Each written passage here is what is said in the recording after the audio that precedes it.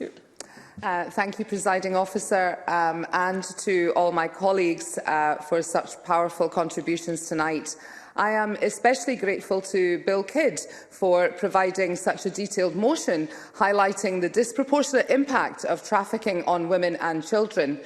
It should also be noted that when you drill down into the demographics of the victims of trafficking and piece together the names and faces of those who have been abused and traded as commodities, a disproportionate number are minority ethnic women and girls.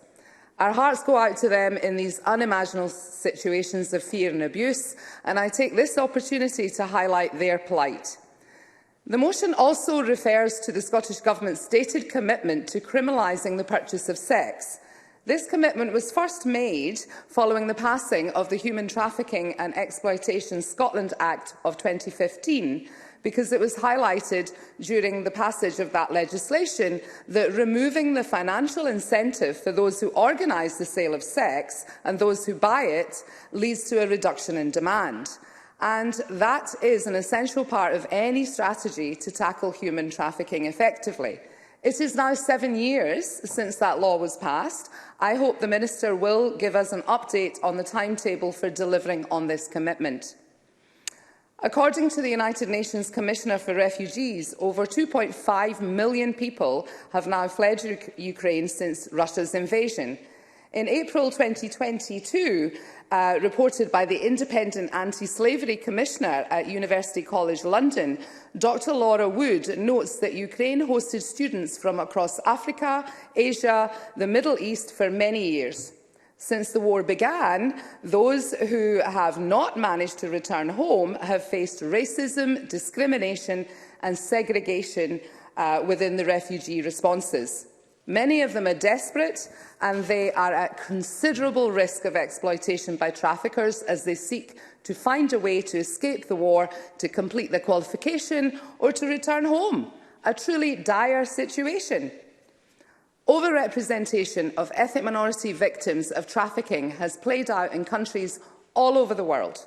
In the US, between 2008 and 2010, 40% of identified victims of trafficking for the purpose of sexual exploitation were black, compared with 13% of the general population. While a 2012 study of online sex buyers within the United States found that 85% of buyers were white, highlighting the clear racial disparities between buyers and victims. But while the data may be sobering, it is the stories that truly resonate, each too familiar and too harrowing to forget. Take Renata's story, and Renata is not their name. This story has been highlighted in the Medell Trust. Renata was a law student from Latin America who was offered a job in Italy and was told that she'd be working in a restaurant and could earn money and continue her education. She arrived safely, but there were traffickers waiting there for her. She was abducted, she was raped and forced into prostitution. This lasted for years until finally she escaped, providing evidence to her about her experience to the Italian police, thinking she would then be safe. But unfortunately, they found her and the abuse then continued. While Renata's story is now one of hope, because ultimately she did manage to get help through the Medell Trust Foundation and was able to get back to her education, it gives us a devastating insight into the experiences of those who are consumed by this abhorrent trade.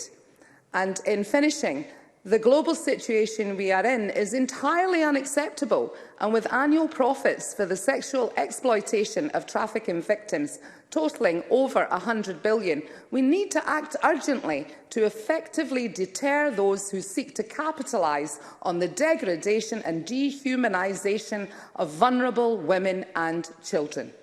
Thank you, Presiding Officer.